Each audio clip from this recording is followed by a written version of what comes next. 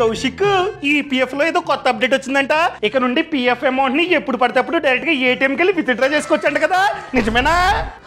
ఇది ఈపీఎఫ్ఓ 3.0 అన్నమాట. ఇది మే 2025 నుండి స్టార్ట్ అవబోతుంది. దీంట్లో భాగంగా ఇన్ని రోజులు మన జీతం నుండి పిఎఫ్ కట్ అయ్యేది. ఎంత కట్ అయ్యేది? బేసిక్ ప్లస్ డిఏ మీద 12% ఫ్రమ్ ద ఎంప్లాయర్ ఇచ్చేవాడు, 12% ఫ్రమ్ ద ఎంప్లాయీ. మన జీతం నుండి 12% కట్ అయ్యేది. కానీ ఇక నుండి ఆ పర్సంటేజ్ ఫిక్స్డ్ కాదు, కావాలంటే పెంచుకోవచ్చు. ఫర్ ఎగ్జాంపుల్ 30% కట్ చేయండి అంటే కట్ చేస్తాడు ఎంప్లాయర్. మనం ఎంప్లాయర్ కి చెప్పాలి. సో ఎంత పెంచుకుంటే అంత మనకేం మంచిది, ఎందుకంటే వడ్డీ ఎక్కువ ప్లస్ రిటైర్మెంట్ తర్వాత ఎక్కువ డబ్బు మనకైతే వస్తుంది, పెన్షన్ కూడా వస్తుంది అనమాట. ఇది ఫస్ట్ అప్డేట్. సెకండ్ వన్ చూసుకున్నట్లయితే మనం ఇన్ని రోజులు డబ్బుని విత్డ్రా చేసుకోవాలంటే కష్టమయ్యేది, పిఎఫ్ డబ్బుని తీసుకోవాలంటే కష్టమయ్యేది. కానీ ఇప్పటి నుంచి ఆ ప్రాసెస్ చాలా సింపుల్. వెంటనే అప్లై చేయగానే అప్రూవల్ వచ్చేస్తుంది, డబ్బు వెంటనే మన చేతికి వస్తుంది అనమాట. అది కూడా ఎలా అనుకుంటున్నారు? ఇన్ని రోజులు మన బ్యాంక్ అకౌంట్ లో డైరెక్ట్ గా పడేది 1 వీక్ తర్వాత 2 వీక్స్ తర్వాత. కానీ మే నుండి అలా కాదు, ఒక కార్డు ఇస్తారు. ఆ కార్డుతో డైరెక్ట్ గా ఏటీఎం కి వెళ్ళి డబ్బుని విత్డ్రా చేసుకోవచ్చు. ఎంత?